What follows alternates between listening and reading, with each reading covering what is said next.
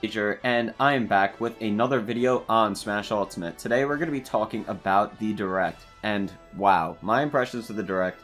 To sum it up, it was pretty amazing. There was a lot of stuff there I wasn't expecting. Also some things that I did mention in my previous video did actually end up coming true, like K. Rool, he was announced. Dark Samus, Chrom, they were there. Some other things I didn't predict though were Simon and Richter Belmont. Like, that's insane.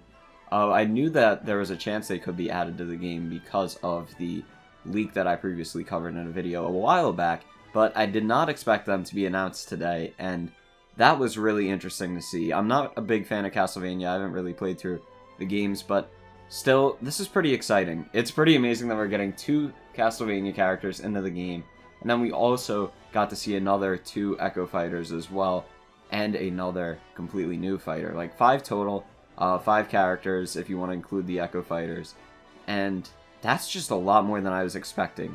Going into E3, I kind of overestimated, and I thought we'd get 3 or more, and we only ended up getting 2, 1 new and 1 Echo. And then here I was thinking, alright, they'll probably just do the same thing, 1 Echo and 1 new fighter, but nope, they give us 5 this time, and that's just incredible. Going into the other things to talk about, I like how they're doing Classic. It's a little bit more like it was in previous games as compared to Smash 4.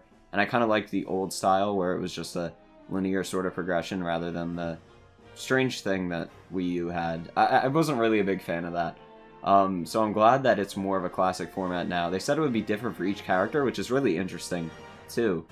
And one thing they didn't really touch on a lot was the online. Like, I was expecting to see a lot more like the For Fun and For Glory, because I'm assuming they're still going to do that this game. And I really expected them to talk about how the Nintendo Online connectivity would sort of like interact with Smash, because that is coming out, what, like next month? So they're gonna have to talk about that soon. But maybe that'll be a thing for after the services released, like maybe an October or a November Direct. We're probably getting 1 more Smash Direct. I don't think it'll be 2. I think it'll probably be 1 more in either October or November. Probably November, like early November, seems, or late October. It's just somewhere around there. So, yeah. This game is going to be so good. Looking at everything it has now, we still have 1 big game mode that's blurred out. A lot of people are saying it's going to be an adventure mode. I think that is a possibility. I think it also could be another like side mode like Smash Tour or Smash Run. Hopefully not Smash Tour. If it was blurred out and then they revealed it to be Smash Tour, fans would be so angry, so I don't think that's the case. I think it's going to be something big. I don't know whether it's single player or multiplayer yet, but it's definitely not online because that was a separate tab that they showed, except they didn't really go into the details of that. That's what I really want to see, and I guess we'll get that next time, but for now, I'm pretty satisfied with what we have. This is pretty good to get all these characters at once, and the stages too. We're getting 103 stages, like that is insane. I really do want to see some other stages brought back though, like Pokefloats. I really hope they can bring back Pokefloats. Like, even if it says DLC and it's just like post-launch or whatever, like, I'd spend extra money on it even. That's just the classic stage that I really want to see. I'm really happy that they brought back Fountain of Dreams, though. Because now we have the 2 big stages from Melee that we never saw come back.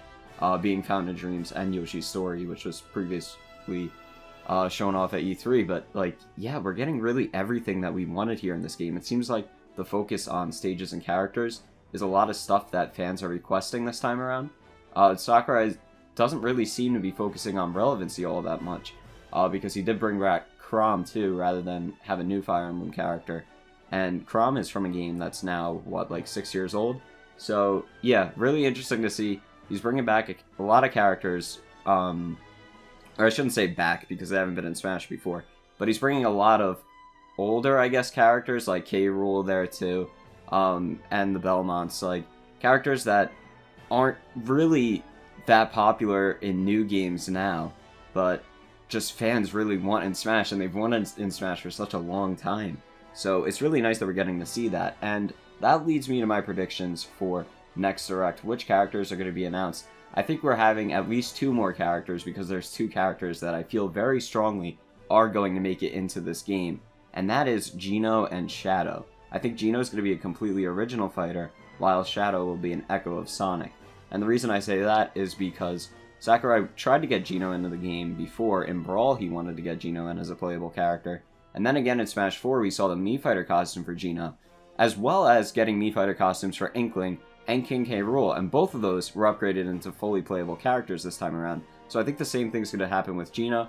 I think there's a large enough fan base for him. He got a huge vote on the ballot, and Sakurai really loves that character, so I think we're definitely going to see Geno. And the reason I say we're going to see Shadow is because they did a whole assist trophy segment of the Direct, and it showed off Knuckles, but Shadow was not there as an assist trophy. So I think he is going to be a playable character.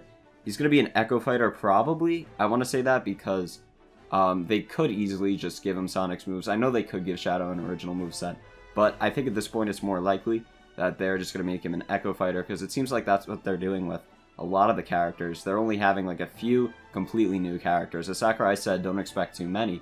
So we're not getting too many completely new characters, but we are getting Echo Fighters to make up for it, which is really cool because we're getting a lot of them now. And I know some of you are probably still against clones, but if it's just something extra, I think it's fine. You know, they don't have time to make a whole ton of completely new characters just because of the amount of characters that are already in the game. So I think Echo Fighters, at this point, is a good thing. So, yeah, I mean, that's most of the Direct. I know I didn't go into all, like, the specific stuff, like the different items and stuff. I'm more of, like, a competitive player, so I don't really focus on that too much. Although we did see a lot of cool things. Like, one thing I do want to point out is Ditto. Ditto is now in the game. He was originally going to be in Melee and function the exact same way, and now he's brought into Smash finally after skipping 2 more games after Melee, and he does the original thing that he was going to do there, which is just copy whatever player summons him and like turn into a clone of them, and that's really cool. And I am really excited for this game, and I guess that's about it. That's about all I wanted to cover in this video. Are you guys excited for Smash Ultimate? I know you are. Let me know down in the comments, though, anyway. And if you enjoyed the video, please leave a like. It helps out. And subscribe to the channel so you don't miss out on anything related to Smash Ultimate in the future. I hope you're having a wonderful day. This is Cager, and I'll see you in the next one.